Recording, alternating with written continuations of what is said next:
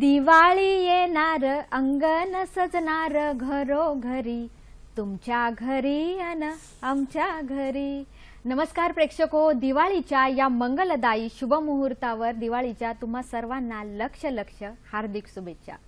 प्रेक्षको, लक्ष लक्ष दिव्यांची उधळण म्हणजे दिवाळी, नात्यांचा गोडवा म्हणजे दिवाळी, रांगोळ्यांची आरास म्हणजे दिवाळी आणि प्रत्यक्षात लक्ष्मीचे आगमन म्हणजे दिवाळी। थोडक्यातच आज लक्ष्मी पूजनाच्या दिवशी लक्ष्मीचं आगमन होणार आहेच, पण आरोग्यदायी लक्ष्मीच्या आगमनासाठी आम्ही खास आजचा विषय निवडला आहे आणि तो म्हणजे हृदय पुनर्वसन। हे हृदय म्हणजे काय असतं तर सगळ्या भावभावनाचं उगमस्थान असतं। आनंदाचा उगम सुद्धा इथूनच होत असतो आणि त्यामुळे या हृदयाची काळजी घेऊन न कसं चालणार। म्हणूनच खास ही काळजी कशी घ्यायची, हृदयाचं ऑपरेशन टाळायचं असेल तर काय करायचे, असे प्रश्न तुमच्याही मनात येत असतील ना। म्हणूनच आपण आजचा विषय जो निवडला आहे तो खास तोच आहे की हृदयाची काळजी कशी घेतली जावी। प्रेक्षको, नक्कीच आजचा जो विषय आहे त्याच्यावर आपल्याला माहिती घ्यायचीच आहे आणि याच्यासाठी आज आपण आमंत्रित केले आहे डॉक्टर अनिल पोद्दार यांना। नमस्कार डॉक्टर। नमस्कार। डॉक्टर अनिल पोद्दार यांची माहिती अशी आहे, डॉक्टर अनिल पोद्दार हे इंटरव्हेन्शनल कार्डिओलॉजिस्ट आहेत। हिंदू सभा हॉस्पिटल घाटकोपर परिसोहा फाउंडेशन प्रायव्हेट लिमिटेडच्या नावाने स्वतः हृदयरोग विभाग डॉक्टर तिथे चालवत आहेत। डॉक्टर अनिल पोद्दार यांनी MBBS MD Aurangabad medical college येथून केलेले असून DNB बॉम्बे हॉस्पिटल येथून केलेले आहे। हाताच्या धमनीतून केल्या जाणाऱ्या एंजिओग्राफी व एंजिओप्लास्टी यामध्ये त्यांचे प्रावीण्य आहे। लहान मुलांची विना शस्त्रक्रिया हृदयाचे छिद्र बंद करण्याच्या प्रक्रियेमध्ये डॉक्टर निष्णात आहेत। Fortis hospital Mulund, Godrej memorial hospital Vikhroli, Fortis hospital Vashi आणि बॉम्बे हॉस्पिटल येथे डॉक्टर कार्यरत आहेत। परिसोहा फाउंडेशनचं खास की हृदय शस्त्रक्रिया या तिथे अतिशय कमी दरात केल्या जातात। नक्कीच हृदयरोगापासून बचाव करण्यासाठी चेंबूर येथे डॉक्टरांनी खास कार्डियक रिहॅबिलिटेशन सेंटर हेही काढलेलं आहे आणि म्हणूनच खास आजचा आपला विषय आहे तो असाच आहे की हृदय पुनर्वसन म्हणजेच कार्डियक रिहॅबिलिटेशन। आणि यावर तुमच्या मनातही प्रश्न असतील, पण प्रेक्षको आजचा जो कार्यक्रम आहे हा ध्वनिचित्रमुद्रित आहे, पण काळजी करू नका, तुमच्या मनातील प्रश्नही आपण आपल्या ईमेलद्वारे ऍड करायचा प्रयत्न केलेला आहे। चला तर मग कार्यक्रमाला सुरुवात करूया। डॉक्टर, पुन्हा एकदा तुमचं खूप खूप स्वागत। अगदी आज दिवाळी आहे आणि दिवाळीच्या शुभ मुहूर्तावर आपण आज सर कार्यक्रम घेतोय आणि आरोग्यदायी लक्ष्मीचा लोकांना लाभ व्हावा हा आपला आजचा उद्देश आहे। तर हृदयापासून सर सुरुवात करताना मुळात आजचा विषय का निवडला सर? हृदय पुनर्वसन हा एक अतिशय आपण म्हणू की दुर्लक्षित विषय आहे आणि याबाबत फार कमी लोकांना कल्पना आहे की नेमकं हृदय पुनर्वसन काय असतं। हृदय पुनर्वसन की जे आपण पोस्ट एंजिओप्लास्टी किंवा ज्यांची एंजिओप्लास्टी झाली आहे, ज्यांची बायपास सर्जरी झाली आहे, या लोकांना परत कसा कॉन्फिडन्स निर्माण करून देणे, त्यांनी परत पूर्ववत आयुष्य त्यांचं कसं पूर्वीसारखं सुरू करावं याचा जो प्रयत्न असतो तो आम्ही हृदय पुनर्वसन मध्ये करतो। बरोबर आहे। थोडक्यात सर, हृदय पुनर्वसन आपण जेव्हा म्हणतो लोकांच्या मनात सर याच्याविषयीची भावना काय आहे? लोकांना सर याच्याविषयी कल्पना तरी म्हणजे आहे का? फार कमी जणांना ह्याची कल्पना आहे। लोकांना तर सोडाच, इव्हन डॉक्टरांना सुद्धा फार कमी याची कल्पना आहे की आपल्याला वाटतं की आपण एंजिओप्लास्टी केली, बायपास केलं, किंवा ज्यांना प्रिव्हेन्शन, ज्यांना हृदयरोग नको आहे, हृदयरोग टाळायचा आहे, त्यांच्यासाठी सुद्धा याचा खूप उपयोग आहे। याच्यामध्ये बेसिकली आपण त्यांना पूर्ववत आयुष्याला सामोरं जाण्यासाठी पुन्हा तयार करतो। कारण एंजिओप्लास्टी बायपास नंतर बऱ्याच जणांचा कॉन्फिडन्स लेव्हल जो असतो तो खूप कमी होतो आणि मग ह्याला आम्ही पूर्ववत त्यांना नॉर्मल लाईफस्टाईलला आणण्यासाठी प्रयत्न करतो। नक्कीच सर। डॉक्टर, आपण आज चर्चा करतोय खास हृदयाचं आरोग्य कसं बळकट व्हावं या संबंधी। मुळात ते उपयुक्त कोणाला असतं? कारण बऱ्याच जणांना काय वाटतं की एक एज झालं आणि तेव्हा आपण ECG काढावेत आणि मग तेव्हापासून आपल्याला हृदयरोग सुरू झाले असतात, पण आजकाल तशी काही दिसत नाही। अगदी तरुण वयात सुद्धा हृदयरोग जाणवताना दिसतो।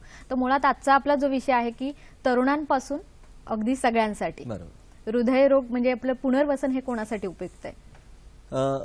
असं म्हणेन मी, ज्यांना हृदयरोग टाळायचा आहे त्यांना वयाच्या म्हणजे ज्यांचं वय 35व्या वर्षाच्या पुढे आहे त्यांनी याचाच पूर्ण फायदा घ्यावा। की त्यांना जर रेग्युलर एक्सरसाइज मोडमध्ये यायचं आहे किंवा त्यांना रेग्युलर एक्सरसाइज करायची आहे, हृदयरोग टाळायचा आहे, तर यासाठी काय काय काळजी घ्यावी, काय एक्सरसाइजेस करावेत आणि कशी सुरुवात करावी, खाण्यापिण्यामध्ये काय प्रिकॉशन्स घ्यावे। दिवाळी आहे सर, त्यानिमित्तानेच तुम्ही सांगणार आहात। आणि दैनंदिन जीवनामध्ये त्यांनी काय काय प्रिकॉशन्स घ्यावेत याच्यासाठी आपण त्यांना एक गाइडेड अप्रोच, ज्याला आपण एक गाईड आहे, आणि त्याच्यानुसार आम्ही त्यांना सल्ला देतो की त्यांनी कसं पुढे एक तर हृदयरोग कसा टाळावा, किंवा तुमची काही प्रोसिजर झाली असेल, कोणाची अँजिओप्लास्टी, बायपास, कोणाची कुठे जरी झाली असली तरी त्यांना पूर्ववत आयुष्याला सामोरं जाण्यासाठी आम्ही मदत करतो. नक्कीच सर, इथे तुमच्या क्लिनिकमध्ये एक भाग येत असेल की जी लोक तुमच्या क्लिनिकमध्ये कधी आलेच नाहीये, कारण त्यांना त्रास झालेला नाहीये, अशांसाठी सर आपण म्हणजे अशा लोकांना शोधून एक अवेअरनेस, जनजागृती कशी वाढवू शकतो? हो, तर आम्ही काय की सगळ्यांना ज्यांचं वय 35 वर्षापेक्षा जास्त आहे आणि रिस्क फॅक्टर, आम्ही म्हणतो की रिस्क फॅक्टर ज्यांना आहेत, की ज्यांना डायबिटीस आहे किंवा हाय ब्लड प्रेशर आहे किंवा कोलेस्ट्रॉल जास्त आहे, ज्यांच्या घरी आई वडिलांना कुणाला 55 वर्षाच्या आधी हार्टचा प्रॉब्लेम झालेला आहे असे, किंवा सिडेंटरी लाईफस्टाईल आहे, काही एक्सरसाइज कोणी करत नाही किंवा जंक फूड खूप खातो आपण, अशा लोकांना आम्ही पूर्ववत, किंवा स्मोकिंग एक फार इम्पॉर्टंट, किंवा टोबॅकोचा युसेज कोणाचा असेल तर त्यांना सोडवण्यास मदत करणे आणि त्यांना हेल्दी लाईफस्टाईलकडे वळवणे, बरोबर, हे मेन कार्डियाक रिहॅबिलिटेशनचं सूत्र आहे. जे बरोबर. हृदय भरकटलेलं असतं त्याला पुनर्वसन करणे आणि त्याला योग्य मार्गावर आणून ठेवणे. नक्कीच सर, त्यानिमित्ताने काही स्लाइड आलेले आहेत तर ते आपल्याला काही दाखवता येतील? हो, आता कार्डियाक रिहॅबिलिटेशन मध्ये आपण बघूया. याच्यामध्ये आपल्याला दिसेल की आपण काय काय एक्सरसाइजेस आपण करतो, बरोबर, की आता इथे दिसेल की आपण हे एक रेग्युलर स्ट्रेचिंग एक्सरसाइजेस म्हणतो आपण, ह्या एक्सरसाइजेस करतो, आणि मेनली काही एक्सरसाइजेस आपण कमी प्रमाणामध्ये त्यांच्याकडनं करून घेतो, की जसं हे डंबेल रेझिंग आहे, आणि ह्या प्रकारची की क्रॉस ट्रेनर आहे, एक्सरसाइज बाईक, स्टेपर, वेगवेगळ्या प्रकारच्या मशीन्स असतात ज्याच्यामध्ये आपण त्यांना एक सुरुवात करतो आपण त्याची, की असं ह्यांनी असे याच्यामध्ये ट्रेनिंग घ्यायला पाहिजे, की या मशीन्समध्ये आता आपण याच्यामध्ये अजूनही की हे स्ट्रेचिंग एक्सरसाइजेस स्मॉल वेट्स घेऊन असतात, किंवा एलिप्टिकल्स म्हणतात, की ज्याच्यामध्ये हाताचा आणि पायाचा दोन्हीचा एक्सरसाइज होतो, आणि तुम्ही बघाल की बाजूला गाईड आहे. तर हे गाईड फार महत्वाचं आहे, म्हणजे तुम्हाला ते काय करून घेतात की योग्य प्रमाणामध्ये हळूहळू एक्सरसाइज वाढवणे, किती एक्सरसाइज करून घेणे, हे सगळं ते मॉनिटर करतात. आणि हा एक जवळजवळ महिना, 2 महिने, कधी 6 महिन्याचा सुद्धा प्रोग्राम असतो, ज्याच्यामध्ये स्लोली एक्सरसाइज वाढवली जाते. नक्कीच, म्हणजे हळूहळू एक्सरसाइज वाढवल्यामुळे स्टॅमिना वाढतो, आणि शिवाय जिथे खास ज्यांना हृदयरोग झाला असेल त्यांच्या जवळ जर डॉक्टर्स असतील अवेलेबल तर त्यांना सुद्धा त्या व्यायाम करताना जास्तच आनंद आणि कॉन्फिडन्स दोन्ही वाढतील सर. कारण एक्सरसाइज मध्ये सगळ्यात महत्वाचा भाग हा आहे की एक्सरसाइज स्लोली आणि आरामात वाढली पाहिजे. एक्सरसाइज ही सडन एक्सेसिव्ह एक्सरसाइज करणे हा सगळ्यात मोठा हार्ट अटॅकचा प्रॉब्लेम आहे. नक्कीच सर, आपण ह्याच्याविषयी चर्चा करूया. पण सर, तुम्ही मगाशी म्हणाला की बॅड कोलेस्ट्रॉल, आणि त्याच अनुषंगाने आपल्याला एक ईमेल आलेला आहे प्रेक्षको प्रगती जाधव सातारा इथून, त्यांनी ईमेल पाठवला आहे आणि त्यांचं असं म्हणणं आहे सर की हृदयरोग होण्यासाठी जर बॅड कोलेस्ट्रॉल जे आहे त्याची जर म्हणजे त्यांचं म्हणणं आहे प्रमाण जर जास्त असेल आणि गुड कोलेस्ट्रॉलचं जर प्रमाण कमी असेल किंवा व्हाईस वर्सा, तर याचा काय रिलेशन येतं आपल्या हार्टच्या डिसीजवर? हो, आता आपण कोलेस्ट्रॉल याची फार चर्चा चालू आहे, पण कोलेस्ट्रॉल आपण एकच बघत नाही. कोलेस्ट्रॉल आपण जेव्हा बघतो तेव्हा त्याच्याबरोबर काय फॅक्टर्स आहेत आपण ते बघतो मेनली, की त्याच्याबरोबर तुम्हाला डायबिटीस आहे का, किंवा हाय ब्लड प्रेशर आहे का, किंवा सिडेंटरी लाईफ, किंवा जे आपण रिस्क फॅक्टर आपण दाखवले की आई वडिलांना हार्टचा डिसीज आहे तर आम्ही जास्त अग्रेसिव्हली त्याला ट्रीट करतो. पण हे जर काही नसेल की यंग आहे कोणी आणि फक्त कोलेस्ट्रॉलचाच प्रॉब्लेम आहे, बाकी काहीच रिस्क फॅक्टर नाहीये, मग आम्ही त्यांना शक्यतो लाईफस्टाईल मॉडिफिकेशन सांगतो, की खाण्यापिण्यामधले प्रिकॉशन्स, एक्सरसाइज. बऱ्याच वेळा खाण्यापिण्यामध्ये प्रिकॉशन्स आणि एक्सरसाइज ह्या 2 गोष्टींनीच कोलेस्ट्रॉल कमी होतं, त्यामुळे त्याला विशेष गोळी घ्यावीच लागते असं नाही. त्यामुळं की हाय कोलेस्ट्रॉल आपण गोळी घ्यायलाच पाहिजे, गुड कोलेस्ट्रॉल कमी आहे, बॅड कोलेस्ट्रॉल जास्त आहे, तर ते शक्यतो एक्सरसाइज आणि प्रिकॉशन्स, खाण्याचे प्रिकॉशन्स ह्याच्यानेच कमी होऊ शकतं. ते जर नाहीच झालं तर तो पुढचा भाग आहे, गोळ्या हा पुढचा भाग आहे, पण तो आपण जेव्हा प्रयत्न बाकीचे थकतात तेव्हा आम्ही ते सुरू करतो. बरोबर आहे. म्हणजे गोळ्यांचा असं सेकंडरी उपयोग आहे, आपलं मेन आहे की प्रिझर्वेशन. बरोबर. आपल्याला स्वतःची एक हार्टची क्षमता वाढवायची आहे. सर, आपण इथेही आपण या गोष्टीचा विचार करू शकतो, मानसिकता. हार्टकडे मुळात वळणाऱ्या लोकांची मानसिकता वेगळी आहे आणि हृदयरोग होऊ नये म्हणून तरुणपणापासून जे व्यायाम करतात त्यांची मानसिकता वेगळी आहे, एक स्टॅमिना वाढवण्याची. इथे कुठेतरी एक गॅप दिसतो, कुठेतरी आपण म्हणूया जनजागृती तितकी झाली नाही. याविषयी काय म्हणणं आहे? हो, आपल्याकडे मी असं म्हणेन की आपण बऱ्याच गोष्टी फॉरेन कंट्रीमधून आहे तशा आपण कॉपी करायचा प्रयत्न करतो. पण तुम्ही बघाल की बऱ्याच म्हणजे मेजॉरिटी लोकांची इन फॉरेन कंट्रीज लाईफस्टाईल फार ऍक्टिव्ह असते. ते रेग्युलरली एक्सरसाइज करतात, कुठल्या ना कुठल्या प्रकारचे व्यायाम करत राहतात. बरोबर. अशा प्रकारे त्यांची लाईफस्टाईल असते, ती आपण घेत नाही. त्याच्याकडे आपण दुर्लक्ष करतो आणि बाकीच्या लाईफस्टाईलचा आपण प्रयत्न करतो. तर हे फार महत्वाचं आहे की लाईफस्टाईल फार हेल्दी असणं हे फार खूप गरजेचं आहे. प्रेक्षको, दिवाळी असेलच, नक्कीच तुमच्या घरातही साजरी होते, आपल्याकडेही साजरी होते आणि हेच आरोग्य कसं दाभालीत ठेवायचं अगदी आयुष्यभरासाठी हेच आपण बघतोय. पण आता वेळ झाली एका छोट्याशा विश्रांतीची. कुठेही जाऊ नका, कारण विश्रांतीनंतर आपण बघणार आहोत खास अभ्यंगाचं महत्व काय असतं त्याविषयी. छोट्याशा विश्रांतीनंतर तुमचं पुन्हा एकदा स्वागत. प्रेक्षको, ब्रेकला जाण्याआधी तुम्हाला सांगितलंच होतं की अभ्यंगाचं महत्व काय आहे. नक्कीच तुम्ही आज सकाळी अभ्यंग स्नान केलंच असेल, पण याचं महत्व असं आहे, थंडी सुरू झालेली आहे आणि अभ्यंग स्नान केल्यामुळे शरीरातील पित्त म्हणजे शरीर जे बिघडवण्याचं काम करतं ते पित्त कमी होतं आणि त्यामुळे तुमची शरीर प्रकृती ही उत्तम राहते. पण रोज जर हे अभ्यंग स्नान या पद्धतीने केलं तर रोज दिवाळी सुद्धा साजरी करता येईल. सर, नक्कीच चांगला उपक्रम आहे आपला हा, की आपण सर मॉडर्न आपली जी काय म्हणतात की आपण मॉडर्न टेक्नॉलॉजी आहे त्याचा प्लस आपली जी संस्कृती आहे त्याचा मेळ घालण्याचा प्रयत्न करतो. शेवटी आपण त्या संस्कृतीचा एक भाग आहोत. आता तुम्ही सर सांगितलं की योगा किंवा त्यांचं आपण आधुनिकीकरण केलं नाही पाहिजे पाश्चात्य लोकांचं, तर नक्की आपल्याला काय गरजेचं आहे, त्याच्यामागे अभ्यास काय आहे तो गरजेचा आहे. आता व्यायाम करताना बऱ्याच वेळेला माहिती नसतात कुठले व्यायाम केले पाहिजे, तर त्या अनुषंगाने सांगा सर. तर आपण आता ह्याच्यामध्ये बघूया की आपण व्यायाम कुठले कुठले शिकवतो किंवा आपण कसे करून घेतो त्यांच्याकडनं आपण या स्लाइडमध्ये बघूया. तर ज्याला आपण एक एलिप्टिकल म्हणतो किंवा ज्याच्यामध्ये हाताची आणि पायाची दोन्ही प्रकारची एक्सरसाइज होते, हा एक्सरसाइज बघूया. नंतर स्टेपर्स असतात, ट्रेडमिल, हे जे ट्रेडमिल आहे ह्याच्यावरती चालण्याची एक्सरसाइज आहे. अशा प्रकारे जे बसून काही व्यायाम असतात आणि वेगवेगळ्या प्रकारचे असं तुम्ही आता बघाल की ट्रेनर त्यांच्याकडनं कसे व्यायाम करून घेत आहेत, बाजूला ते कसे हार्ट रेट बघतायत, तर त्यानुसार ह्या सगळ्या गोष्टी मॉनिटर केल्या जातात आणि मग त्यांना त्याच्यानुसार मग ह्या एक्सरसाइज बाईक्स असतात ह्याच्यावरती चालवणं शिकवलं जातं. वेगवेगळ्या प्रकारच्या अशा ह्या मशीन्स आणि ज्याच्यामध्ये मॉनिटर्स लावलेले असतात, हे अशा प्रकारे हे सगळे आपल्याला एक्सरसाइजेस शिकवले जातात. सर, एक्सरसाइज करताना कोणाच्या तरी देखरेखीखाली करण्याचा काही फायदा होतो म्हणजे नक्कीच.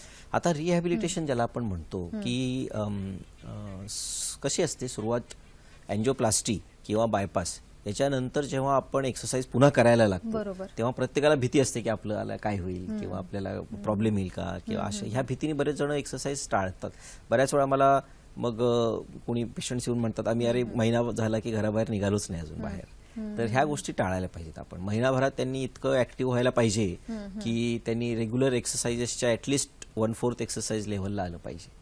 तर त्याच्यासाठी आम्ही काय करतो की कुणा रिहॅबिलिटेशनमध्ये आम्ही ज्या हे एक्सरसाइजेस त्यांना शिकवतो त्या स्टेप बाय स्टेप असतात. म्हणजे काही दिवस पहिल्या दिवशी कमी एक्सरसाइजेस असतात, दुसऱ्या किंवा ऑल्टरनेट डेला आम्ही घेतो त्याला. ऑल्टरनेट डेला जेव्हा आम्ही त्यांना एक्सरसाइजसाठी शिकवतो घेतो त्यांना, त्यावेळी प्रत्येक वेळी एक्सरसाइज थोडी थोडी ग्रेडेड वाढवतो.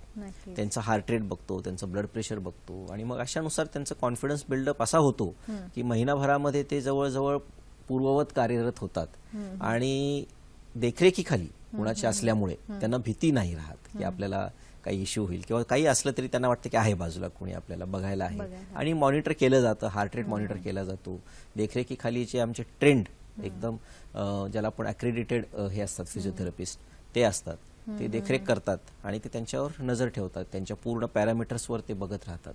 त्यामुळं एक प्रकारे सेफ्टी हा जो प्रकार आहे, आपण जेव्हा एक्सरसाइज परत नव्याने सुरू करतो तेव्हा जी सेफ्टी पाहिजे ती सेफ्टी याच्यामध्ये आपल्याला मिळते. नक्कीच. आणि त्यामुळे सर असंही वाटत असेल की कॉन्फिडन्स लेवल एक वाढतो त्यांना भीती वाटत नसेल दैनंदिन त्यांची कामं करत असताना. तर याच अनुषंगाने आपल्याला एक प्रश्न आलेला आणि त्यांचं वय आहे 22. सतीश पाटकर यांचा मेल आलेला आहे रत्नागिरी इथून. आणि सर तरुण आहेत ते आणि त्यांनी असं विचारलं की हृदयरोग हा वाढती समस्या आहे, पण सध्या हा हृदयरोग होऊ नये म्हणून कुठल्या वयापासून टेस्ट केल्या पाहिजे आणि त्या कुठल्या? अगदी सुंदर प्रश्न आहे. कारण वयाच्या 35व्या वर्षाच्या आधी हृदयरोग इतका कॉमन झालेला आहे भारतामध्ये की मी एकदा तर 7 दिवस ओळीनी अँजिओप्लास्टी केल्या ज्यांची वय 35 पेक्षा कमी होतं. आणि त्यामुळं अतिशय म्हणजे आम्हाला ह्याच्यामध्ये मी एका 18 वर्षाच्या मुलाची केलेली आहे. त्यामुळं हृदयरोग खरोखरच हा तरुण वयात येत चाललेला आहे. आणि त्यासाठी आपल्याला मेन म्हणजे प्रिकॉशन्स फार महत्वाचे आहेत. हेल्दी लाईफस्टाईल ठेवणे, तंबाखूचा वापर न करणे, रेग्युलर एक्सरसाइज ठेवणे फार महत्वाचं आहे. जंक फूड आपल्याला इझिली मिळत आहे आणि ते कसं अवॉइड करता येईल त्याचा सेवन जे आहे किंवा त्याचा जे वापर आहे तो मिनिमम कसा ठेवता येईल. किंवा आठवड्यात एकदा तुम्ही जंक फूड खाताय ठीक आहे, पण तुम्ही जर रोजच जंक फूड खात आहात तर मग हे हृदयाला हानिकारक असतं. स्ट्रीट फूड ज्याला आपण म्हणतो तो खाण्याचा प्रकार खूप वाढलेला आहे. पण आपल्याला हे माहित पाहिजे की स्ट्रीट फूडमध्ये जे ऑइल वापरलं जातं ते खूप वेळा ते हानिकारक असतं. ती एक गोष्ट बऱ्याच वेळा निग्लेक्टेड राहते. आणि त्यामुळं किंवा उकळलेलं तेल परत परत वापरलं जातं किंवा डालडा वापरला जातो, बटर वापरलं जातं. ह्या सगळ्या अगदी टाळण्यासारख्या गोष्टी आहेत आणि याचा वापर कमी करावा. त्यासाठी त्यांनी तयारी, यांनी जसं 22 वर्ष आहे यांची तयारी ऍटलिस्ट यांनी रेग्युलर एक्सरसाइज आणि हेल्दी लाईफस्टाईल याचा वापर सुरू करावा आत्तापासूनच. आणि ज्या टेस्ट असतात त्या टेस्ट ज्या आहेत त्या युजली 35व्या वर्षानंतर फार आवश्यक होऊन जातात. पण जर कुठले रिस्क फॅक्टर ह्यांना असतील तर ऍटलिस्ट एक एव्हरी 2 वर्षाला मिनिमम ज्या टेस्ट असतात त्या डॉक्टरांच्या सल्ल्याने यांनी केलेल्या चांगल्या. नक्कीच. मग सर यात बीपी किंवा नॉर्मल तुमचं ब्लड प्रेशर चेकअप करणे. ब्लड प्रेशर चेकअप करणे आता वयांचं 22 वर्ष आहे तर सिंपल गोष्ट म्हणजे की कुठल्याही जवळच्या डॉक्टरांकडे जाऊन ऍटलिस्ट ब्लड शुगर आणि ब्लड प्रेशर या दोन्ही गोष्टी चेक करणं फार अवघड आहे, फार आवश्यक आहे. कारण हे सायलेंट किलर्स आहेत. बरोबर. ते तुम्हाला कळत नाही. बऱ्याच वेळा ब्लड प्रेशर, आता माझ्याकडे लोक येतात 30-35 वर्षाचे तरुण येतात आणि त्यांचं ब्लड प्रेशर खूप हाय असतं. याचा अर्थ काय की त्यांनी कधी मागे चेक केलेलंच नसतं, त्यामुळे त्यांना कळलेलंच नसतं की त्यांना ब्लड प्रेशर आहे. मग हे जर ब्लड प्रेशर मागे 5-10 वर्षापासून चालू असेल आणि आपल्याला जर कळालं नसेल तर मग ह्याचा परिणाम किडनीवर किंवा हार्टवर होतो. नक्कीच. सर तुम्ही इतक्यात सायलेंट किलर असं म्हणाल आणि सायलेंट किलर जेव्हा आपण बीपीच्या आजाराचा उल्लेख करतो तेव्हा तिथेच डायबिटीजचा सुद्धा करून आपल्याला चालणार नाही असं होणार नाहीये. दिवाळी आहे, सगळं गोड खाण्यामध्ये मग्न असतील आणि त्याच वेळेला सर असं होतं की हे खाऊ नये ते खाऊ नये याच्यापेक्षा सगळं खायची इच्छा होते. या डायबिटीजचा आणि हृदयरोगाचा एक संबंध खूप जवळचा आहे, तर त्यासाठी तुम्ही काय सांगाल? हो, मी असं म्हणेल की अतिशय आवश्यक अशी गोष्ट अशी आहे की तुम्ही ऍटलिस्ट यंग असताना दर 1 वर्षांनी किंवा 2 वर्षांनी शुगर चेकअप करत राहायला पाहिजे. जर आई वडिलांना दोघांना तुमचा शुगरचा प्रॉब्लेम असेल तर मात्र तुम्ही दर 6 महिन्याला किंवा वर्षाला शुगर टेस्ट करत राहायला पाहिजे. आणि गोड खाण्याला प्रॉब्लेम नाहीये काही तुम्हाला, पण गोड खाण्याचं प्रमाण कुठलीही गोष्ट जी आपण म्हणतो की त्याला कंट्रोलमध्ये ठेवणे किंवा लिमिटेड ठेवणं आवश्यक आहे. आता दिवाळीमध्ये तुम्ही समजा स्वीट्स खाताय तर ओके, दिवाळीमध्ये तुम्ही कंट्रोल ठेवला नाही तुम्हाला किंवा बाकी काहीच प्रॉब्लेम नाही, रोग नाही आहेत काहीच, ठीक आहे तुम्ही खाऊ शकता. पण जेव्हा शक्य आहे, जेव्हा बाकीच्या वेळी शक्य आहे त्यावेळी तुम्ही अवॉइड करा. रोजच स्वीट खाणं किंवा रोजच तुपकट तेलकट खाणं हे अवॉइड करायला पाहिजे. पूर्वीच्या काळी सर असं होतं की ती दिवाळी साजरी करताना तेव्हाच गोड पदार्थ मिळायचे आणि आता आजकाल असं आहे की सहज शक्य आहे, पैसा आहे, उपलब्धता आहे आणि त्यामुळे लोक सहज घेतात. म्हणजे आपण म्हणतो की कुछ मीठा हो जाए असं म्हणतात आणि गोड खाणं चालूच असतं. अगदी बरोबर. त्यामुळे पूर्वी दिवाळी असताना सगळ्या गोष्टी, नवीन कपडे मिळायचे, गोडधोड खायला मिळायचं. आता रोजच दिवाळी चालू असते बऱ्याच वेळा, तर त्यामुळं अजून दिवाळीमध्ये एक्स्ट्रा म्हणजे सर आजारावर संक्रांत येते त्यामुळे. ऍब्सोल्युटली. त्यामुळे माझं असं म्हणणं आहे की तुम्ही सणासुदीला खा, बरोबर, त्याच्यामध्ये प्रॉब्लेम नाहीये, पण बाकीच्या वेळी कंट्रोल ठेवा. नक्कीच सर. हृदयरोग आपण म्हणतोय, पण हृदय सुरक्षित व्हावं यासाठी आपल्याला मेल आलेला आहे. आणि दुसरे पण आपल्याला तरुण वर्गानेच प्रश्न पाठवलेला आहे. ऋत्विक चितळे यांनी आपल्याला मेल करून असं विचारलंय की हृदयाचा स्टॅमिना वाढवण्यासाठी काय करायचं, वय 25 आहे त्यांचं. सर खूप छान आहे. ते म्हणतात की मी डेली एक्सरसाइज करतो, रनिंग करतो 3 किलोमीटर, पण यामुळे हृदयाचा स्टॅमिना वाढेल का? अगदी बरोबर. आणि ते जे करतायत ते परफेक्ट करतायत, कारण कुठलीही एक्सरसाइज ज्याच्यामध्ये हृदयाचा वेग वाढेल, बरोबर, ही एक्सरसाइज या वयामध्ये करणं आवश्यक आहे. या वयामध्ये तुम्हाला मसल डेव्हलपमेंट किंवा आपण बऱ्याच जणांना वेट्स वगैरे याचं फार आवड असते, पण ही एक्सरसाइज तुम्हाला हृदयाचं हे वाढवण्यासाठी, स्टॅमिना वाढवण्यासाठी काम नाही करत. हृदयाचा स्टॅमिना वाढवण्यासाठी एरोबिक एक्सरसाइज महत्वाची. एरोबिक म्हणजे ज्याच्यामध्ये हृदयाची गती वाढेल अशा प्रकारची एक्सरसाइज करणं महत्वाचं आहे. आणि त्यामुळं ते जे करतात, रनिंग करतात, ते अतिशय योग्य करतायत. आणि हळूहळू मी म्हणेल की स्लोली त्यांनी ते पण वाढवायला हरकत नाही. आणि त्याचं जितकं त्यांना लिमिट करता येईल, जितकं त्यांना शक्य आहे करता येईल, तेवढं स्लो प्रोग्रेशन, हळूहळू वाढवणे. 100 मीटर दर आठवड्याला किंवा दर महिन्याला वाढवणं, आणि मग पुढे चालून he can go to even half marathons. बरोबर. ज्यांना हृदयरोग असेल त्या लोकांनी कसा व्यायाम करावा खास करून? हो, त्यामुळे हृदयरोग ज्यांना आहे, हा चांगला प्रश्न आहे तुमचा, की हृदयरोग ज्यांना आहे त्यांनाच रिहॅबिलिटेशन आम्ही सांगतो. की त्यांनी जर व्यायाम करायचा असेल तर त्यांनी रिहॅबिलिटेशन सेंटरमध्ये जाऊन त्यांची काय क्षमता आहे त्याची योग्य तपासणी करावी. त्यांनी किती एक्सरसाइजेस करावेत, कुठल्या प्रकारचे एक्सरसाइजेस करावेत, ह्याचा जो सल्ला आहे हा तुम्हाला रिहॅबिलिटेशन मध्ये मिळतो. आणि रिहॅबिलिटेशन मध्ये तुम्हाला पाहिजे असेल तर 1 महिना एनरोल करून तुम्ही तुमच्या एक्सरसाइज लेवलला वाढवू शकता, सुपरवाइज, किंवा तुम्हाला कोणीतरी मॉनिटर करतं, तर त्यामुळे तुम्ही आरामात, म्हणजे विदाऊट भीती तुम्ही तुमची एक्सरसाइज लेवल वाढवू शकता. त्या सर तेव्हा हेही विचारू शकतात की मी कुठले एक्सरसाइज करू. काय होतं की लोक गार्डन मध्ये जातात, आजकाल हे अशा केसेस घडताना दिसतात की लोक स्टॅमिना वाढवतात किंवा भरपूर माहिती उपलब्ध असल्यामुळे जे ऐकेल तेथे करायचा प्रयत्न करतात आणि तिथे प्रॉब्लेम्स येतो. सर म्हणूनच सडन एक्सेसिव्ह एक्सरसाइज हा मी सगळ्यात नेहमी वापरतो हा शब्द, की अचानक एक्सरसाइज चालू करणे आणि एकदम हाय लेवलला करणे हे फार वाईट आहे. आता मला कित्येक लोक माहिती आहेत की जे सडनली सुरू करतात, एखाद्या जिम मध्ये जातात किंवा एखाद्या एक्सरसाइज प्रोग्राम मध्ये जातात आणि तास एक्सरसाइज सुरू करतात सुरुवातीलाच. अच्छा, पहिल्याच दिवशी नंतरचे 2 दिवस आराम नाही, तिसऱ्या दिवशी हार्ट अटॅक. अरे बरोबर. असं आहे. सर योगा आहे आणि योगा डे आपण साजरा करतो, पण तसा योगाचा अनुभव आपण घरात प्राणायाम, ध्यान इथपासूनच करतो. या योगाचा म्हणजे उपयोग रिहॅबिलिटेशन मध्ये किती केलाय तुम्ही? भरपूर केलाय. आपण इव्हन स्लाइड मध्ये सुद्धा बघू आपण योगाच्या, तसं सगळ्यांनाच माहित आहेत, पण आपण हे बघू की जसं आपण मेडिटेशन आहे किंवा ब्रीदिंग एक्सरसाइजेस पासून आपण चालू करतो, ज्याच्याने स्ट्रेस लेवल अतिशय कमी होऊन जातात. हे एक सिंपल योगा आहे आणि याच्यापासून सुरुवात करून आपण कित्येक योगा एक्सरसाइजेस चालू करतो. आणि योगा एक्सरसाइजेस व्हेरियस आम्ही काय करतो की ज्यांना सुरुवात आहे तर सुरुवातीला कमी स्ट्रेन्युअस एक्सरसाइजेस आम्ही करायला लावतो पेशंट्सना, कमी स्ट्रेन्युअस योगा एक्सरसाइजेस. आणि मग जसं जसं त्यांचा स्टॅमिना वाढत जातो तसं तसं मग हे योगाचे अवघड प्रकार आपण पुढे सरकतो. आता हे कसं करावं आणि कुठले करू नयेत, कुठले करावेत, ह्याचा अगेन तुम्हाला रिहॅबिलिटेशनचा फायदा होतो. यामध्ये तुम्हाला शिकवलं जातं की एक्सरसाइजेस सुरुवातीला कुठले करायला पाहिजे, कुठले योगा एक्सरसाइजेस करायला पाहिजे, मग पुढे चालून कसं वाढवायला पाहिजे. आणि मग आजकाल पुन्हा पॉवर योगा आहे. बरोबर. जर तुम्हाला हाय लेवलला जायचं असेल तर तुम्ही पॉवर योगा करू शकता. त्यामुळे पॉवर योगाचा फार मोठा फायदा होतो. योगा हृदयासाठी अतिशय चांगला आहे. योगामुळे ब्लड प्रेशर कमी होतं, योगामुळे शुगर्स कमी होतात, योगामुळे स्ट्रेस लेवल्स कमी होतात.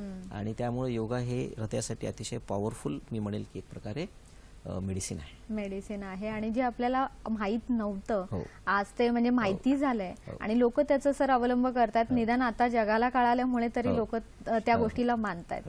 सर आपण जेव्हा आपण योगा म्हणतो, व्यायाम म्हणतो, तेव्हा त्यांना आठवण येते की अरे आपण मी हे का खाल्लं, त्याविषयी सांग. हो, खाण्यापिण्यामध्ये आपण प्रिकॉशन्स आता बघूया. इव्हन आपण काही स्लाइड्स मध्ये आपण बघूया की काय आपण काय प्रिकॉशन्स घेऊ शकतो. तर यामध्ये तुम्हाला असं दिसेल की एक प्रकारे ज्याला आपण म्हणतो की हेल्दी फूड खाणं अतिशय आवश्यक आहे. हेल्दी फूड मध्ये काय येतं की हेल्दी फूडमध्ये तुमचं होल ग्रेन्स ज्याला आपण म्हणतो, रोटी आहे, चपाती आहे, किंवा याला होल ग्रेन्स सांगूया आपण ज्याला आपण म्हणतो, ते खाणं महत्वाचं आहे. 4 भाग जर आपण एका ताटाचे केले तर एकामध्ये होल ग्रेन्स हा प्रकार येतो, दुसऱ्यामध्ये फ्रुट्स, तिसऱ्यामध्ये नट्स आणि व्हेजिटेबल्स. तर ह्याचा अंतर्भाव तुम्ही खाण्यापिण्यामध्ये करणं आवश्यक आहे. नक्कीच. म्हणजे इतकं सर व्हेरिएशन ताटामध्ये असलं पाहिजे.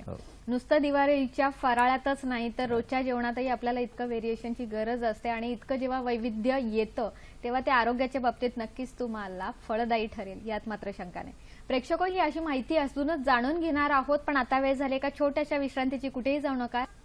लख लख चंदेरी तेजाची न्यारी दुनिया, असं सगळं बाहेर वातावरण झालं असेल प्रेक्षको, पण या सगळ्यांचाच आपल्याला अनुभव घेताना विसरूनही चालणार नाही की आपलं आरोग्य सुद्धा असंच लखलखतं कायम राहिलं पाहिजे. प्रेक्षको, अभ्यंग स्नानासाठी तुम्हाला जसं मगाशी सांगितलं की ते तुमचं अभ्यंग स्नान रोजचं होऊ द्या, रोजची दिवाळी साजरी करू द्या, पण यात अजून एक फायदा असा आहे की शरीरातील मल दूर करण्याचं सुद्धा जादू या अभ्यंग स्नानात असते. आणि मलच नाही तर शरीरातील आजार सुद्धा दूर होतात. त्याच्यामुळे अभ्यंग स्नान हे खूप गरजेचं असतं.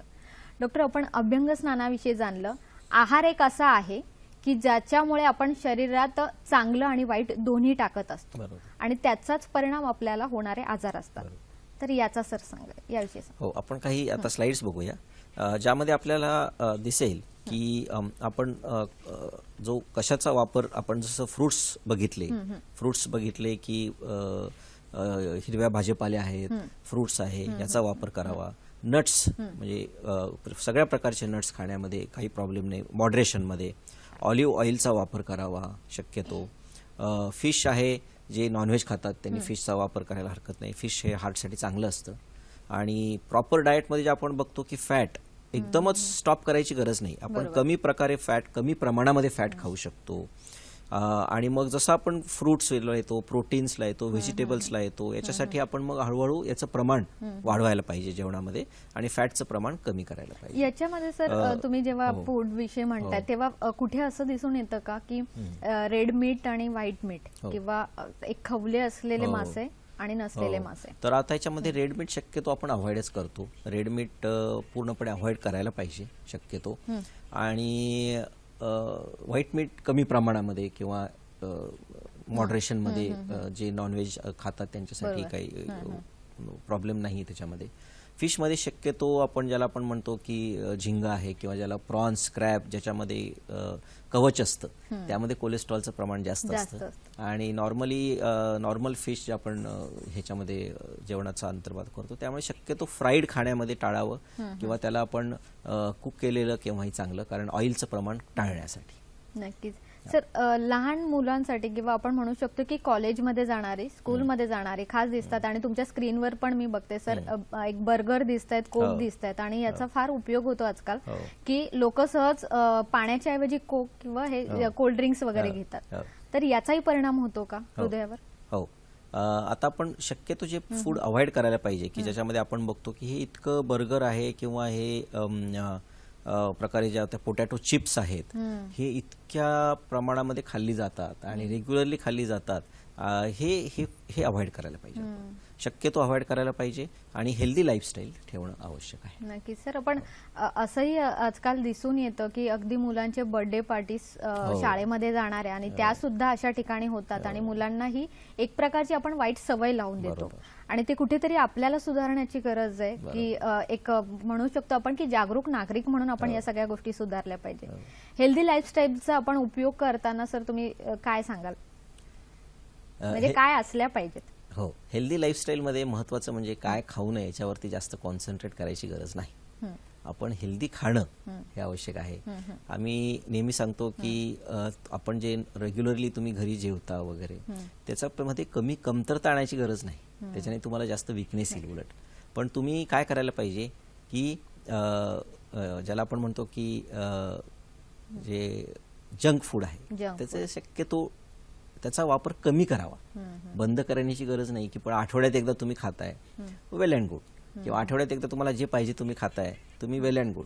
पण बाकीचे जे मील्स आहेत त्या मील्सला मात्र तुम्ही, मी असं नेहमी सांगतो लोकांना की तुम्ही 14 वेळा जेवता आठवड्यामध्ये, तर 13 वेळा तुम्ही काय पाहिजे म्हणजे एकदम प्रिकॉशन्स घ्या. आणि एक वेळा तुम्ही कुठे खाताय की तुम्ही लग्नाला गेले आहे तिथे तुम्हाला पाहिजे ते खाऊ शकता. तेवढी मुभा तुम्हाला आहे, कारण मग काहीतरी अर्थ पण पाहिजे जगण्यासाठी. म्हणजे त्यामुळं अशा प्रकारे तुम्ही त्याला मिक्स अँड मॅच करू शकता. नक्कीच सर, खूप छान सांगितलं तुम्ही. आणि सर, आपण मधुमेहाविषयी मगाशी बोललो, तरी आपल्याला एक त्याच अनुषंगाने एक प्रश्न आलेला आहे ईमेलवरून. आणि स्नेहा मुनगंटीवार नागपूर इथून त्यांनी मेल केलेला आहे सर असा. त्या म्हणतात की मधुमेह बीपी त्यांचा आटोक्यात आहे, प्रमाणात आहे, योग्य आहे, तर अशा वेळी सुद्धा त्यांना हृदयरोग होण्याची शक्यता आहे का? हो, ऍक्च्युली कसं आहे पहा की जर मधुमेह किंवा ब्लड प्रेशर जर त्यांनी आटोक्यात आणला, यालाच आम्ही कंट्रोल म्हणतो, ज्याला रिस्क फॅक्टर कंट्रोल, की जर ब्लड शुगर्स तुमचे नॉर्मल लेवलला आणले त्यांनी, गोळ्या जे काही लागतात ते घेऊन, किंवा ब्लड प्रेशर त्यांनी नॉर्मल लेवलला आणलं गोळ्या खाऊन व्यवस्थित, तर त्यांचा जो रिस्क फॅक्टर आहे त्याचं प्रमाण अतिशय कमी होऊन जातं. नॉर्मल लोकांपेक्षा थोडं काकणभर जास्त राहील, पण फार कमी रिस्क होईल. त्यामुळे त्यांना हार्ट डिसीज होण्याची शक्यता कमी होईल जर त्यांनी ह्या गोष्टी व्यवस्थित कंट्रोलमध्ये ठेवल्या तर. त्यामुळे ते फार महत्वाचे, त्या बरोबर करतायत, कंट्रोलमध्ये ठेवतायत. कंट्रोलमध्ये ठेवलं तर त्यांना वर्षानुवर्ष त्रास होण्याची शक्यता नाही. म्हणजे ते गरजेचं आहे. डॉक्टर आपल्याला खूप माहिती देत आहेत. आणि मुळातच प्रेक्षक, तुम्हाला असं माहितीच असेल की एंजिओग्राफी किंवा एंजिओप्लास्टी म्हटल्यानंतर बऱ्याच जणांना भीती वाटते डॉक्टर. आणि त्या म्हणूनच आज आपण खास व्हिडिओ आपल्या प्रेक्षकांसाठी दाखवणार आहे की एंजिओग्राफी कशी असते, काय पद्धतीने केली जाते आणि किती सोपी असते. आता आपण बघूया एक व्हिडिओ कोरोनरी एंजिओग्राफीवरती. आणि त्यामध्ये आपल्याला असं दिसेल की आपण एक प्रकारे हाताच्या नसेमधनं आपण एंजिओग्राफी करत आहोत. आणि ही इतकी सोपी पद्धत आहे की एक्झॅक्टली 3 मिनिटांमध्ये एंजिओग्राफी होऊन जाते. 3 मिनिटांमध्ये एंजिओग्राफी होऊन जाते. आणि हाताच्या नसामधनं असे आपण कॅथेटर इन्सर्ट करतो आणि ते पूर्ण हृदयापर्यंत जाते. आणि 2 ते 3 शूट्स घेतले जातात आणि 3 मिनिटांमध्ये बाहेर येतो. त्यामुळे तुम्हाला म्हणजे पेशंट्सना कळेपर्यंत ब्लड टेस्ट जशा असतात तशा प्रकारे आजकाल एंजिओग्राफी होतात. आणि हे अतिशय सोपी पद्धत आहे. यामध्ये बिलकुल घाबरायची गरज नाही आहे. आणि 3ऱ्या मिनिटानंतर पेशंट चालायला लागतो बाहेर. हातातनं केल्यामुळं 3ऱ्या मिनिटाला पेशंट बाहेर चालायला लागतो. हा त्याचा सगळ्यात महत्वाचा फायदा आहे. नक्कीच. आणि हे सर तुम्ही आपण व्हिडिओमध्ये बघू शकतात आपले प्रेक्षक. आता बेसिकली कसं आहे की इतकी सोपी ही पद्धत झाली आहे. एंजिओग्राफीला घाबरून बऱ्याच वेळा लोकांना असं वाटतं की म्हणजे बरेच लोक हार्ट अटॅक पत्करतात, की त्यांना वाटतं की किती याच्यामध्ये रिस्क आहे, किती आपल्याला रिस्क फॅक्टर आहे. तर हे टाळण्यासाठी आपल्याला एंजिओग्राफीला बिलकुल न घाबरता त्याला सामोरं जाणं हे अतिशय आवश्यक आहे. नक्कीच. आणि हीच आपण म्हणजे याविषयी आपण असं म्हणू शकतो की ही एक आपली पहिली पायरी आहे. बरोबर. हार्ट म्हणजे हृदयरोग आहेत का नाही हे ओळखण्याची ती एक पहिली पायरी आहे, तर त्याला घाबरून चालणार नाही. सर, आपण व्यायाम आणि आहार याविषयी चर्चा करतोच आहे. आणि तिथे कुठेतरी पालेभाज्यांचा वापर होणं किंवा फळभाज्यांचा वापर होणं हे खूप गरजेचं आहे. नुसतं पिझ्झा बर्गर मध्ये ते टाकल्यावर मिळणार नाही. तर याच अनुषंगाने एक सांगा सर की आजकाल मैद्याचे पदार्थ, बेकरी फूड खूप खाल्ले जातात, त्याविषयी सांगा. त्याच्यासाठी आपण शक्यतो होल ग्रेन्स, मी हा जो म्हणालो तुम्हाला की होल ग्रेन्स खायला पाहिजे आणि मैद्याचे पदार्थ टाळायला पाहिजे. कारण मैदा ही एक एम्प्टी कॅलरीज असतात. ह्या एम्प्टी कॅलरीज आपण शक्यतो टाळायला पाहिजे. आणि त्याच्यामुळं त्याचे जे दुष्परिणाम आहेत, आणि आपण जे नेहमी जे आपण किंवा स्ट्रीट फूड किंवा हॉटेल फूड खातो यामध्ये मैद्याचं प्रमाण भरपूर असतं. त्यामुळे ते टाळून आपण त्यांना सांगायला पाहिजे की होल ग्रेन्सनी किंवा धान्यांनी बनवलेलं जे असतं त्याच्या प्रकारे तशा प्रकारच्या रोटी, चपाती त्याचा वापर जास्त करावा. जरी तुम्हाला हॉटेलचं फूड खाणं शक्य नसलं तरी. बरोबर, शक्य नसलं तरी निदान त्या मागून तरी खाव्यात. प्रेक्षक, हॉटेलमध्ये जात असलो तरी हृदयाचा विचार करणं गरजेचं आहे. मुळात ती आपली जीवन पद्धती नाही, पण आपल्या आरोग्यासाठी या काही गोष्टींचा आपल्याला अवलंब करणं खूप गरजेचं आहे. अजून कुठल्या गोष्टी सुधारल्या पाहिजे यावर आपण चर्चा करणार आहोत. पण आता वेळ झाली एका छोट्याशा विश्रांतीची. कुठेही जाऊ नका, कारण या ब्रेक नंतर आपण बघणार आहोत आपल्या हॅलो डॉक्टरच्या कार्यक्रमाचे विषय. ब्रेक नंतर तुमचं पुन्हा एकदा स्वागत. हृदय पुनर्वसन यावर आपण चर्चा करतोय आणि मार्गदर्शन करतात डॉक्टर अनिल पोद्दार. प्रेक्षको, आजचा जसा आरोग्यपूर्ण विषय आहे तसाच आपला पुढील आठवड्याच्या हॅलो डॉक्टरच्या कार्यक्रमाचा विषय काय आहे तोही पटकन बघूया. शुक्रवार दिनांक 4 नोव्हेंबर रात्र 8 वाजताच्या कार्यक्रमाचा विषय आहे मधुमेहापासून मुक्ती, व्यायाम विशेष. सहभागी आहेत डॉक्टर प्रमोद त्रिपाठी. हा कार्यक्रम ध्वनिचित्र मुद्रित आहे. शनिवार दिनांक 5 नोव्हेंबर रात्र 8 वाजताच्या कार्यक्रमाचा विषय आहे सूक्ष्म Ayurveda plant stem cell therapy. सहभागी आहेत डॉक्टर खंडू व्ही पाठक. रविवार दिनांक 6 नोव्हेंबर रात्र 8 वाजताच्या कार्यक्रमाचा विषय आहे मानसिक रोग आणि संयुक्त उपचार. सहभागी आहेत डॉक्टर अनिल पाटील. डॉक्टर आपल्याला व्यवस्थित माहिती देत आहेत आणि ही आपल्याला जाणून घ्यायची, याचा अवलंबही करायचा आहे. पण प्रेक्षको, आपल्याला एक ईमेल वरून सर प्रश्न पाठवलेला आहे आणि सर त्यांचं असं म्हणणं आहे की खूप उर्मी चव्हाण पुणे इथून त्यांनी पाठवलं आणि त्या म्हणतात की कामाचा खूप ताण असतो आणि या कामाच्या ताणामुळे हृदयरोग होतो. हे खरं आहे का? कामाचा ताण हा हृदयरोग होण्यासाठी कारणीभूत ठरू शकतो. हो, पण तो एकच फॅक्टर नाही ठरत. त्याच्याबरोबर अनेक फॅक्टर्स पाहिजेत. त्यामध्ये मग तुमची जी लाईफस्टाईल आहे की तुम्ही सेडेंटरी व्यायाम करत नसाल आणि जर जसं मी सांगितलं खाण्यापिण्यात प्रिकॉशन करत नसाल आणि जर ताण असेल तर मग त्याचा परिणाम नक्कीच हृदयावर जास्त होतो. बरोबर. पण जर तुम्ही जो ताण जो आहे तो जर नेहमी तुमची लाईफस्टाईल नॉर्मल आहे किंवा लाईफस्टाईल चांगली आहे, हेल्दी आहे आणि जर तुम्ही ताण असेल तुमच्यावर तर तो तुम्ही ताण व्यवस्थित घेऊ शकता. त्यामुळे मी नेहमी की जे ताण तणाव ज्याला आपण बरेच जण म्हणतात ताण तणाव जे असतात त्याला आम्ही बऱ्याच गोष्टीमध्ये असं सांगतो की ताण तणाव हा सगळ्यांनाच असतात.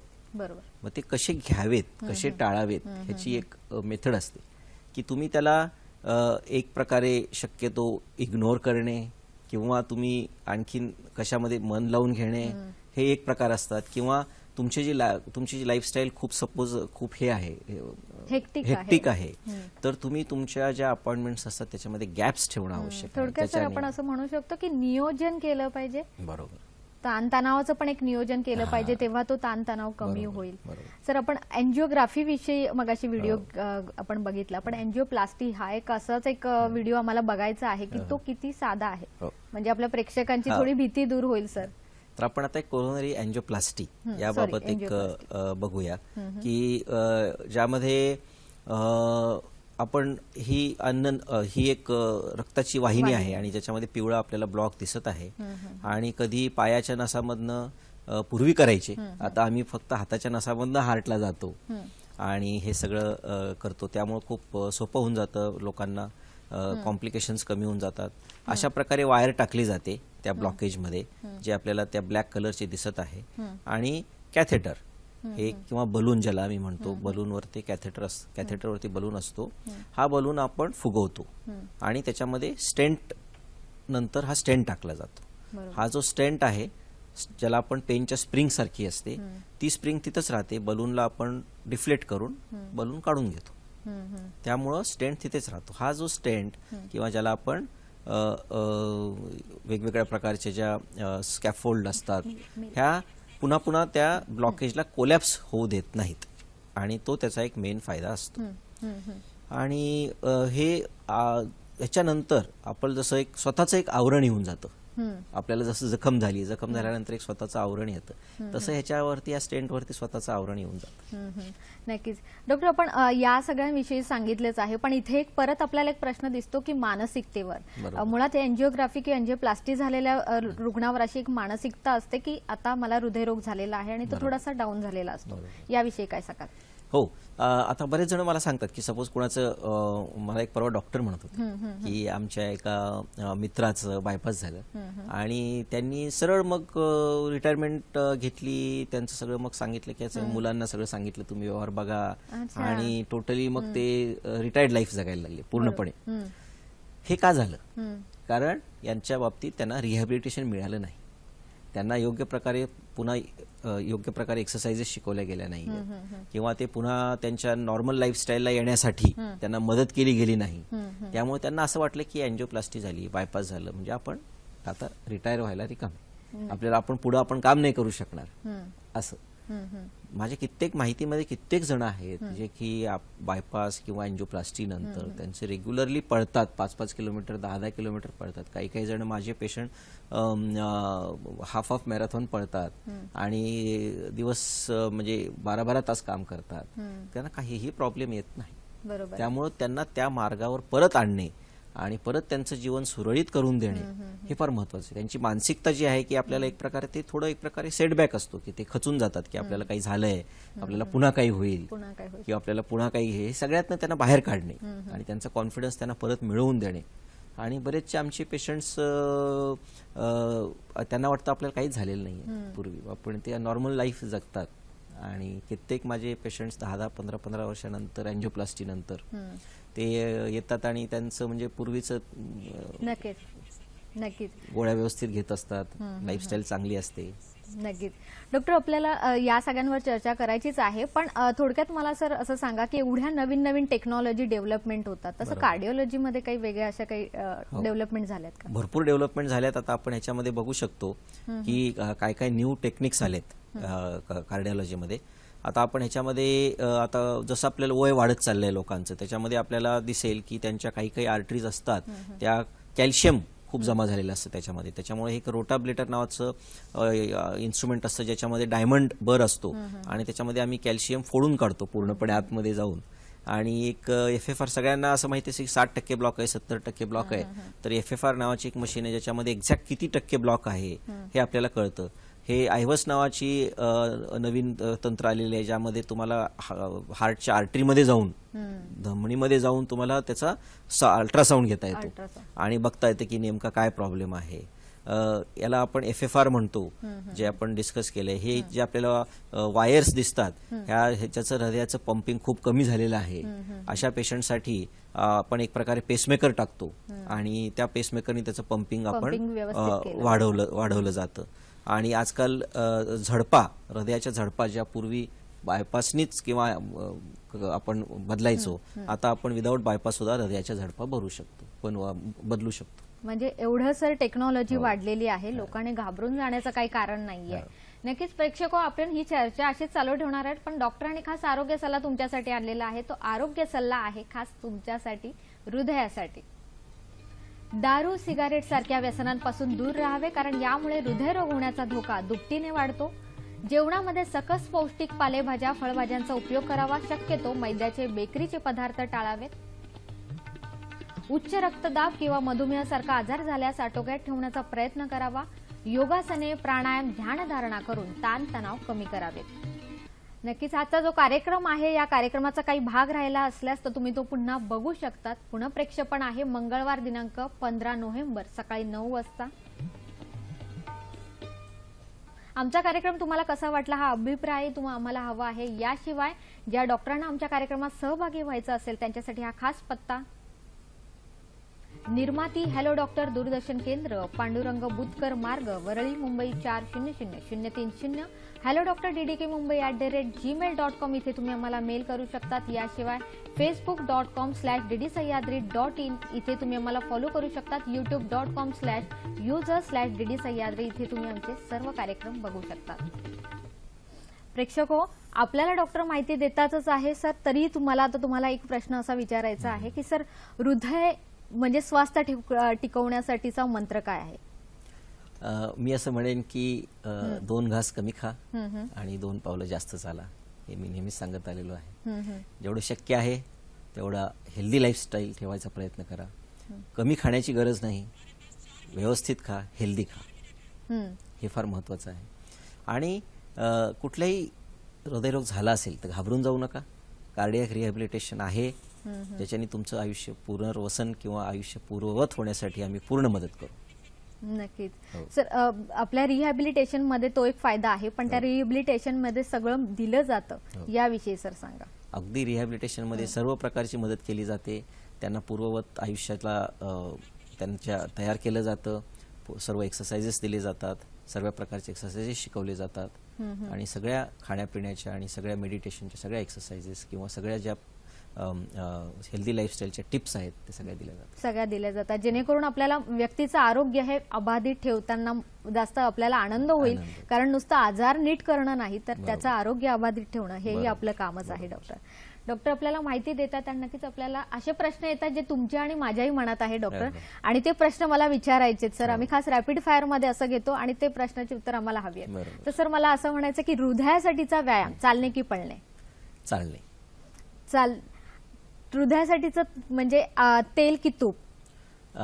शक्यतो तेल आणि तुपाचा वापर कमी. आणि मी पूर्वीच्या प्रश्नामध्ये जेव्हा म्हटलं चालणे आणि पळणे, त्याचा तुम्ही कंबाईन वापर करू शकता जेव्हा तुम्ही चालायची सवय झालेली आहे तेव्हा. नक्कीच. खाण्यासाठी सर मैद्याचे पदार्थ की गव्हाचे पदार्थ? गव्हाचे. नक्कीच. आणि 2 वेळचं जेवण का थोड्या थोड्या वेळाने जेवण? 2 वेळा जेवणापेक्षा 4 वेळा थोडं थोडं खाल्लेलं केव्हाही चांगलं. नक्कीच.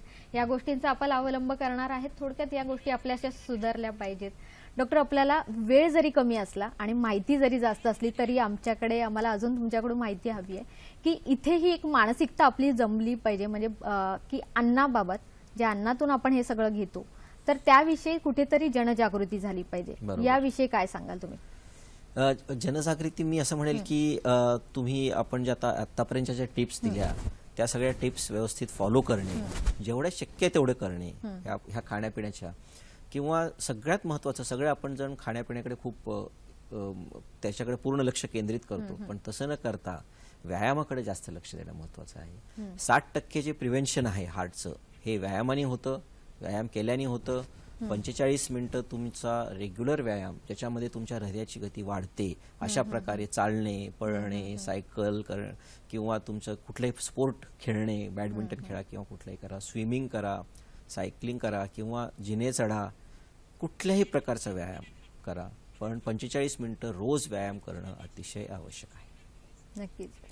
सर आपण नक्कीच तुम्ही या गोष्टींचं सांगितलंच आहे, पण एक जनजागृती करण्यासाठी तुम्ही लोकांना काय संदेश द्याल याच्यामध्ये? म्हणजे सर अपेक्षित आहे की ज्यांना हृदयरोग झाला आहे त्यांच्यासाठी सुद्धा आणि ज्यांना हृदयरोग होऊ नये त्या टप्प्यावरच्या सुद्धा सगळ्यांसाठी काय सांगाल? मला असं वाटतं की आपण ज्या आता सगळ्या ज्या टिप्स दिल्या त्या पूर्णपणे फॉलो करणे, सगळ्या खाण्यापिण्याच्या आणि सगळ्या व्यायामाचे सगळे जे आपण टिप्स दिलेले आहेत त्यामध्ये शक्यतो 95% फॉलो करणे हे फार महत्वाचं आहे. जरी तुम्हाला 100% शक्य नसलं तरी 95% त्याला फॉलो करणं फार आवश्यक आहे. नक्कीच. याच मुद्द्यावर थांबूया की 100%चा जेव्हा आपण स्वीकार करतो तेव्हा कुठेतरी ते 99% करण्याचा प्रयत्न करत असतो. ही जनजागृती होणं गरजेचं आहे. लाडू, करंज्या, चकल्या सगळ्या तुमच्या ताटात आल्या असतील, पण हे खाताना कुठेतरी विचार करा की माझं हृदय काय म्हणतंय, आणि त्यानुसार आपल्याला जर सगळ्या पुढच्या दिवाळी साजरी करायची असेल आनंददायी, आरोग्यदायी, तर हे आरोग्याचं गणित किंवा हे आकडे काय म्हणतात हे बघणं खरंच गरजेचं आहे. प्रेक्षक, आपल्याला असं म्हणता येईल की दिवाळीचा पहिला जेव्हा दिवा दारात लागतो तेव्हा ते सुख तुमच्याकडे येत असतं.